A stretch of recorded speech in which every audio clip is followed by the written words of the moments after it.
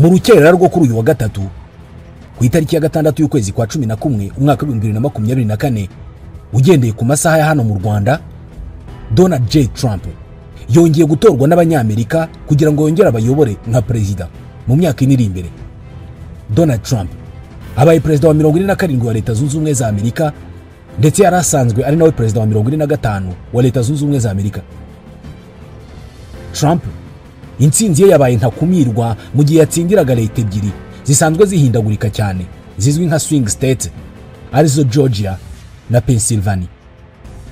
Ibi mu buryo budasubirwaho byahamije ko Donald Trump atsinze amatora ya perezida wa Leta Zunze Ubumwe za Amerika yarakozwe ku nshuro ya 60. Nawe bwari ubwa gatatu yiyamamaza muri aya matora. Muri izo nshuro eshatu Donald Trump yatsinzemo ebyiri, hose atsinze abagore b'abademokrate, Hillary Clinton wanabaye umunyamabanga wa leta mu butegetsi bwa Barack Obama. None dore atsinze na Kamala Harris usanzwe ari vice president wa Leta Zunze Ubumwe za Amerika.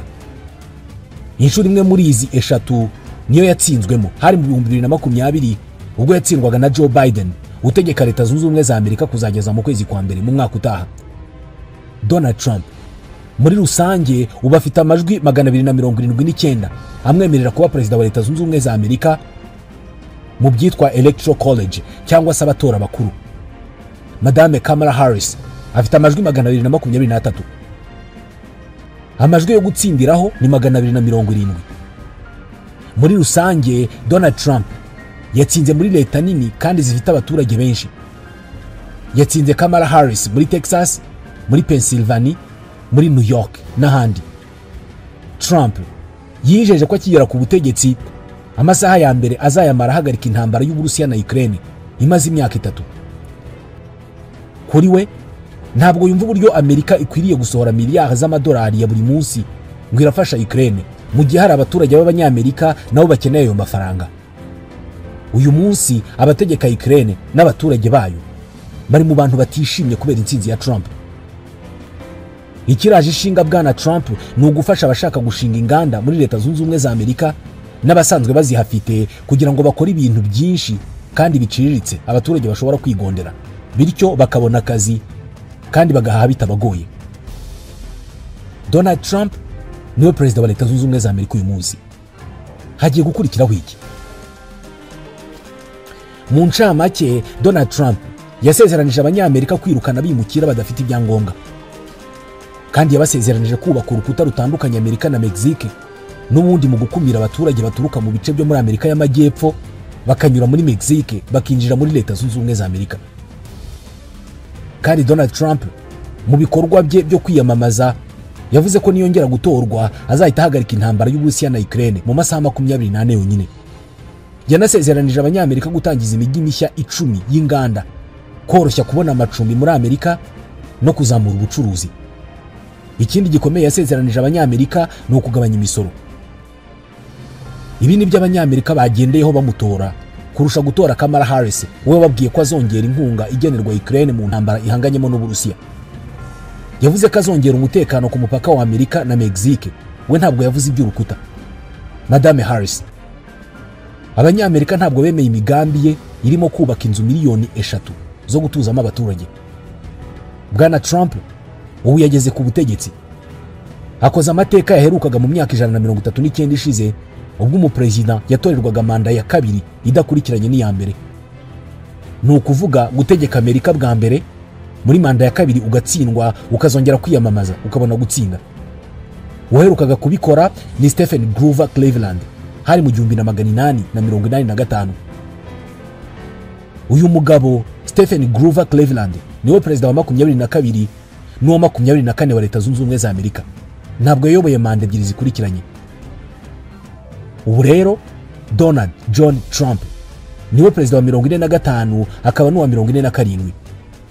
Stephen Grover Cleveland yatsindiye manda ye ya mbere ku itariki ya 4 y'ukwa gatatu mu 1885. Manda ye irangira ku ya 4 y'ukwa gatatu mu 1889. Atsindwa amatora ariko nyuma yaho aragaruka yongera gutegeka Leta Zunze Ubumwe za Amerika kuva ku itariki ya 4 y'ukwa gatatu mu 1893 kugera ku ya 4 y'ukwa gatatu mu 1897. Ni abaperezida babiri bonyine babikoze. Mu kanya nari mbikomojeho ko intsinzi ya Donald Trump igitangazwa bishoboka cyane kumwe mu batayishimiye ari Volodymyr Zelensky, perezida wa Ukraine. Rwose kuva yatangira kwiyamamaza, Bwana Trump yavuze ko azahagarikira inkunga Ukraine mu ntambara irimo kurwana n'Uburusiya. Ariko birasa naho ntacyo azakora ku ntambara yo muri Gaza, kubera ko birazwi ko Donald Trump ari we mu perezida wafashije cyane leta ya Israel kuruta abandi bose bamubanjirije. Urebye ntacyo atahaye Israel. Byaba bitunguranye cyane aramutse asabye Benjamin Netanyahu guhagarika intambara muri Gaza na Libani. Ndetse mu buryo bwihariye, uyu Netanyahu kuva kuri se wa Donald Trump ni umubano ukomeye cyane uri hagati ye n'uyu muryango w'aba Trump. N'ubu rero hari impungenge ko Bwana Trump ntacyo azakora ku ntambara yo muri Israel, ahubwo Israel izashishikarizwa cyane kwihorera, bityo iyi ntambara ibe yanamara igihe. Gusa Vladimir Putin ni perezida w'Uburusiya. Kuri iyi nshuro ngo birashoboka cyane ko yatengushywe, kubera ko ngo mu ibanga rikomeye Uburusiya bwe bwari bushyigikiye Kamala Harris. Abavuga ibi babishingira ku kuba ngo Kamala Harris yari gukomeza mu murongo wa Joe Biden, kandi birazwi ko Vladimir Putin avuga ko Joe Biden byoroshye cyane kumenya ibyemezo ashobora gufata. Na Kamala Harris byari kugenda uko. Gusa Vladimir Putin inshuro nyinshi yavuze ko Donald Trump wari umuntu bigoye cyane ko wamenya icyo atekereza, ku buryo ngo yagutungura isaha iyo ari yo yose. Ku rundi ruhande, nubwo abanyamerika bagaragaje ko bishimiye kugaruka kwa Donald Trump, ariko abanyaburayi by'umwihariko abo mu bihugu bibarizwa muri OTAN bashobora kuba bagiye guhura n'ibibazo bikomeye cyane, kubera ko imyaka 4 Donald Trump yamaze ku butegetsi yari yaragabanije cyane ingengo y'imari iki gihugu gitanga muri OTAN. Ngo hari ubwoba bw'uko Bwana Trump yaba agiye kugeza uyu muryango ku iherezo mu buryo bwuzuye, kubera ko we ngabona ntacyo uyu muryango umaze, ndetse nta n'inyungu abanyamerika bawukuramo. Rero nta nyungu ziri mu kuha amafaranga. Yari yarakuye Leta Zunze Ubumwe za Amerika mu masezerano atandukanye arimo ibijyanye n'ihindagurika ry'ikirere. Gusa ku ruhande rwa Afurika, itorwa rya Donald Trump ryabaciyemo ibice bibiri ku bijyanye no kumwishimira ndetse no kutishimira kugaruka kwe. Ku butegetsi bwe nta mbaraga yashyize cyane mu birebana n'umugabane wa Afurika, ngo usange yivanga mu byaberaga muri Afurika nk'uko byari bimeze kuri mugenzi we Joe Biden. Ibi rero ngo biratuma hari abamwishimira kuruta uko bifuzaga Kamala Harris uzaza guha amabwiriza abanyafurika. Ikindi abanyafurika benshi bakundira Donald Trump ni uburyo hari imico abanyafurika bakemera nawe ashyigikiye cyane, nko gusenga ndetse n'ibijyanye no gukuramo inda n'ibindi bitandukanye, bituma bamubona nk'umuntu ufite umuco wa kimuntu.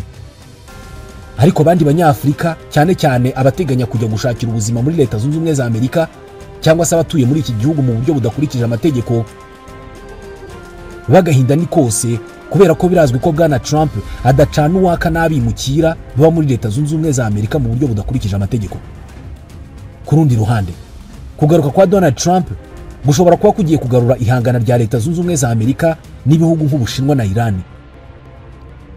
Ndetse birashoboka cyane rwose ko irihangana rizazamuka kuruta uko ryari rimeze mu bihe bya COVID-19, by'umwihariko mu mpera z'umwaka wa 2019 n'intangiriro z'umwaka wa 2020. Gusa nubwo Ukraine iri mu marira ibogoza kubera ko abademokrate babashyigikiye imyaka 2 yose bakabafasha guhangana n'igisirikare gikomeye cy'Uburusiya, ariko nanone Israel na Taiwan bo bashobora kuba barimo gukoma amashyi cyane, kubera ko mwihangana ry'Ubushinwa na Iran birazwi ko Donald Trump yagaragayemo cyane ku butegetsi bwe kuva mu 2017 kugera mu 2021. Ngo nawe ibi bihugu rwose arabikeneye. Birashoboka cyane ko rero ibi bihugu azabyitaho cyane kugira ngo ashobore guhangana n'Ubushinwa mu bijyanye n'ubukungu, cyane mu rugamba rwo gukumira ibicuruzwa by'Abashinwa ku isoko rya Leta Zunze Ubumwe za Amerika. Ndetse mwihangana rye na Iran birashoboka cyane ko Israel izafashwa byinshi kugira ngo ihangamure aba ayatola b'abanya-Iran.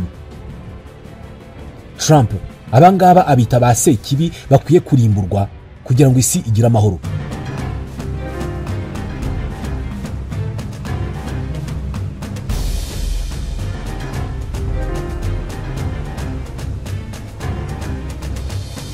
Uguhangana kuri hagati ya Korea y'Epfo ndetse na Korea ya Ruguru kugeze ku kigero cya nyuma, aho ibihugu byombi birebana y'ingwe, ndetse biranashoboka cyane ko byakwinjira mu ntambara.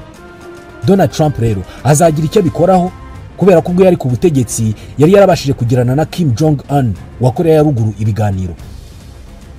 Muri Leta Zunze Ubumwe za Amerika ubukungu bushobora kuzazamuka cyane nk'uko byagenze muri manda ye ya mbere kuva mu 2017 kugera mu 2021, kuko n'ubundi iby'ubukungu Donald Trump asanzwe abizi cyane. Ni umuherwe utunze arenga miliyari 8 z'amadolari.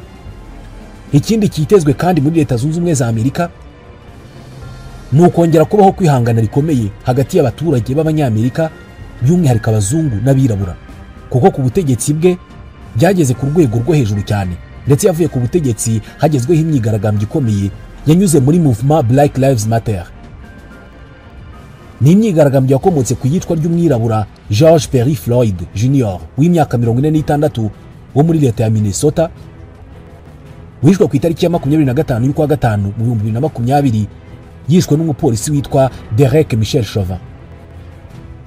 Rero biratekerezwa ko iri hangana riziyongera kuri manda nshya ya Donald Trump, kubera ko ubwo yari ku butegetsi iri hangana ry'abirabura n'abazungu ryagiye ku rwego rwo hejuru, ndetse yirinze kugira icyo abikoraho, kubera ko bamwe mu bantu bashyigikira Donald Trump ni abazungu b'aba cowboys, babandi bakigendera ku myemerere ya kera y'uko umuzungu ari ubwoko bwihariye kandi buri hejuru cyane kuruta abandi bose. Ibi rero byatumye Donald Trump ativanga cyane muri ibi byihangana, kubera ko atashakaga guhungabanya abamushyigikira. Donald Trump mu isesengura ririmo gukorwa ni ibi bitekerezwa ko azakora mu myaka 4 yose agiye gutegekamo Leta Zunze Ubumwe za Amerika, kuva mu kwa mbere mu mwaka utaha kugera mu kwa mbere mu 2029. Muri iki gihe kandi byitezwe ko Bwana Trump wamamaye cyane ku mbuga nkoranyambaga nk'uko yabikoze muri manda ye ya mbere, byitezwe ko nabwo azabikora neza cyane. Muri iyi manda Trump agiye gutegekamo Leta Zunze Ubumwe za Amerika, iki gihugu kizakira imikino ya nyuma y'igikombe cy'isi. Ni imikino iki gihugu kizafatanyamo na Mexique na Canada mu kuyakira mu mpeshyi y'umwaka wa 2026. Byitezwe ko Bwana Trump azakoresha uyu mwanya mu kugaragaza ubuhangange bwa Leta Zunze Ubumwe za Amerika, kubera ko asanzwe bizwiho. Ubwo Trump atsinze amatora, bisobanuye ko Senateur J.D. Vance wo muri leta ya Ohio w'imyaka 39 y'amavuko agiye kuba vice president. Kwemezwa n'abatora bakuru kwa Donald Trump, ni ukuvuga Electoral College, bizaba ku itariki ya 14 y'ukwa 12 muri uyu mwaka. Inteko ishinga amategeko ya Leta Zunze Ubumwe za Amerika izemeza Trump ku itariki ya 6 y'ukwa mbere mu mwaka wa 2025, ndetse ku itariki ya 20 y'ukwa mbere mu 2025 nibwo azarahira. Uko kurahira kwa Trump mu kwa mbere mu 2025 kuzaba gukozwe ku nshuro ya 60 mu mateka ya Leta Zunze Ubumwe za Amerika. Trump uretse ibi bitekerezwa ko azakora nuko azabigenza, ngo birashoboka cyane ko azahindura uburyo, agahindura isi yose, kubera ko nk'ubwo Uburusiya bwo bwagaragaje ko butizeye ko Donald Trump azagira icyo ahindura ku ntambara yabo na Ukraine. Nyuma yo kwemeza ko Donald Trump yatsinze amatora, muri Leta Zunze Ubumwe za Amerika bamwe barabyina intsinzi, abandi bararira. Nk'uko byari byitezwe ku munsi w'ejo, Joe Biden nawe numwe mu bari bahangayikishijwe no kuba Donald Trump ashobora gutsinda amatora. Birumvikana nawe numwe mu batishimye.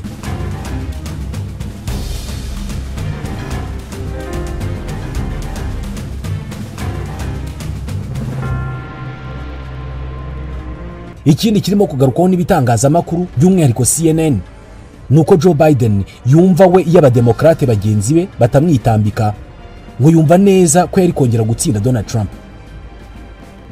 Ngo nubwo atabivuga, birashoboka ko arimo kunenga Madame Harris, ndetse n'abavuga ari kumvikana bo mu ishyaka ry'abademokrate bamushyize ku gitutu bamusaba kwegura nyuma yo kwitwara nabi mu kiganiro mpaka na Donald Trump. Bamweretse ko rwose nta ntege agifite. Ubu rero abademokrate batsinzwe, aba Republican batsinze. Mu ncamake ubuzima bwa Donald Trump nabwo bwihariye, reka tubuvugeho gato. Yongeye gutsindira kuyobora Leta Zunze Ubumwe za Amerika muri manda ya kabiri idakurikiranye n'iya mbere. Ni umugabo w'imyaka 78 y'amavuko, yavutse ku itariki ya 14 y'ukwa gatandatu mu 1946. Yavukiye mu bitaro bya Jamaica Hospital biri muri Queens muri New York. Yavutse ari umwana wa kane mu muryango w'umuherwe Frederick Christ Trump Senior. Yavutse ari uwa kane ariko mu muryango we Donald Trump yavutse ukwe mu buryo bwo kuyobora no kugaragaza icyo ashaka, akabikora mpaka bigezeho. Ibyamuhaye kuba umwe mu bagenzura imari y'umuryango. Yarize agera ku mpamyabumenyi y'icyiciro cya kaminuza mu by'ubukungu. Yakuye muri kaminuza ya Pennsylvania mu 1968. Ubushobozi yagaragaje nibwo bwatumye mu 1971 ise amugira umuyobozi w'ibikorwa bya business y'umuryango byo kubaka no kugurisha inzu. Donald Trump yafashe imari y'umuryango ayikuba inshuro nyinshi cyane biturutse mu buryo bwe bwihariye bwo gushora imari mu bikorwa bitandukanye nka za hotel, casino n'ibibuga bya golf. Trump yigaragaje nk'umuntu w'umucuruzi w'igitangaza uzi kubyaza buri faranga akozeho irindi. Igihe mukuru we Frederick Christ Trump Jr. yapfaga hari ku itariki ya 26 y'ukwa cyenda mu 1981 azize indwara y'umutima yaturutse ku nzoga zari zaramubase. Ngibi byatumye Trump afata icyemezo ko mu buzima bwe bwose atazigera asoma ku nzoga n'itabi.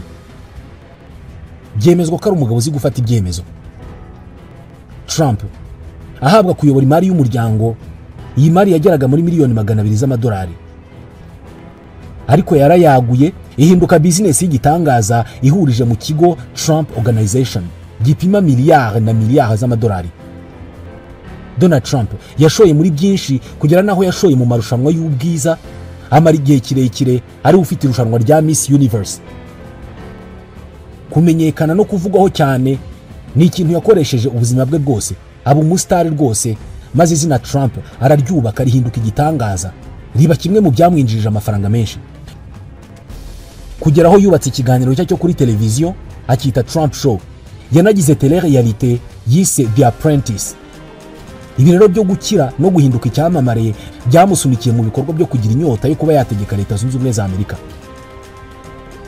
Yabigezeho bwa mbere mu 2016 atsinda Hillary Clinton atorwa nka perezida wa 45, gusa agerageje kubyongera mu 2020 aratsindwa.